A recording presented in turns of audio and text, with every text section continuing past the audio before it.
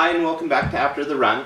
This is episode 4 where I talk about running hard and why you should have high intensity workouts from time to time.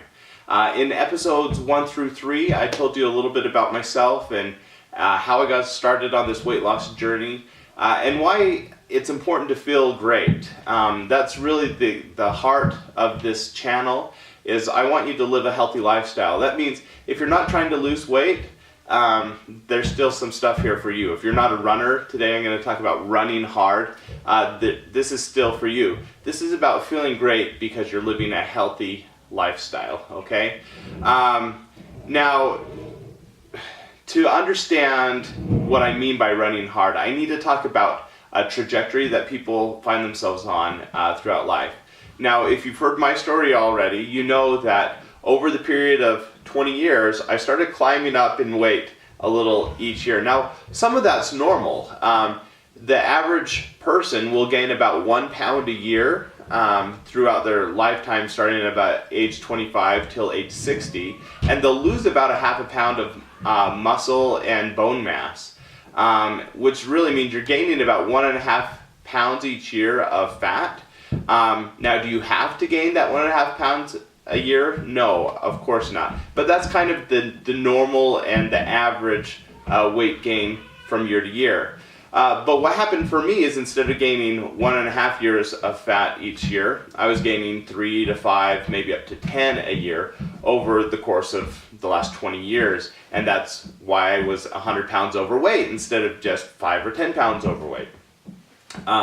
Now, this happens to a lot of people. The problem is, once you get to that point, you have to drop the weight, and most people don't drop the weight gradually in the same kind of trajectory by dropping 1 to 2 pounds a year. That's just a really difficult thing to do, because as you change your lifestyle and have healthy habits, you're probably going to drop weight a little more quickly. Now, the danger here is, if you can't go down like this, what often happens is you go down like this. And once you jog like that, the tendency is sometimes you'll do things in unhealthy ways, like maybe you'll drop a ton of weight because you're just not drinking enough water. Or maybe you'll drop a ton of weight because you're taking supplements or things that are taking some of your weight temporarily, but it's not sustainable. And so what happens is, if you drop really fast, you might head right back up. And that's called yo-yoing. And most people know that that's a really common thing in health, is that people will yo-yo diet. They'll try a new diet and they'll just jump right back up, and often gain even more weight than they were originally. That's why I don't adhere to any diet. I try to eat healthy and do things that will help me to sustain a lifestyle over the long term, so that I can always feel great, not just because I need to drop a bunch of pounds for an event or something like that. Okay? So, to feel great, what I'm going to advocate is that you run hard. And running hard is a way of avoiding yo-yoing, and it's also a way of avoiding plateauing.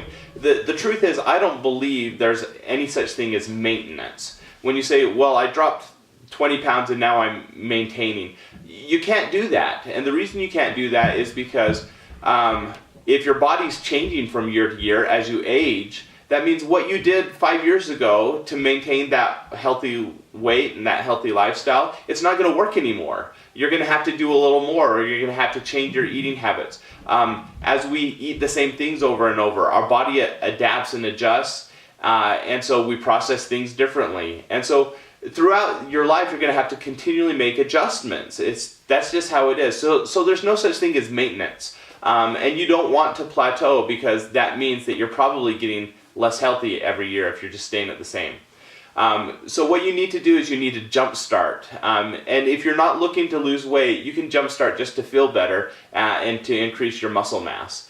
And what I'm going to recommend to run hard or to jumpstart your body is to do high intensity workouts. Now, all that means is, rather than doing your normal exercise for the day or for the week, you up the intensity for a shorter period of time. And it doesn't have to be anything fancy. So, for example, my dad, he's amazing. He runs 3 miles every day, and he's done this for years.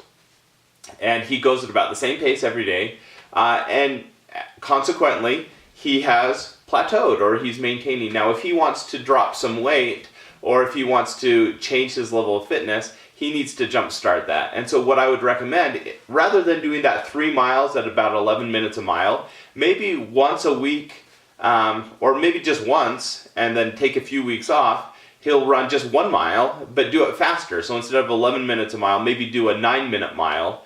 And it's going to hurt. He's going to be sore the next day if he does that. But sometimes being sore is great because that means that your muscles have broken down, they've torn, and now they're rebuilding. And that's how you increase your muscle.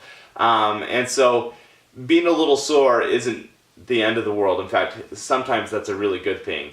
Now, it's not a good thing if you go into something too fast, if you're not stretching, if you're not taking care not to pull something or whatever. So if you're going to run a mile really fast, for example, start about your same 11-minute mile pace at the beginning and then gradually go faster and faster throughout the run, and then maybe slow down, back down again. And that way you're going to avoid injury and pulling something and hurting yourself.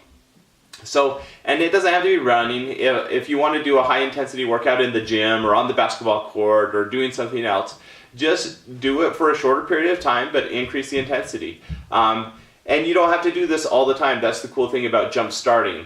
When you do something that's hard for your body, then your body continues to work. So if I do that workout in the beginning of the day, I'm going to continue to burn calories throughout the day because my body is repairing itself and healing.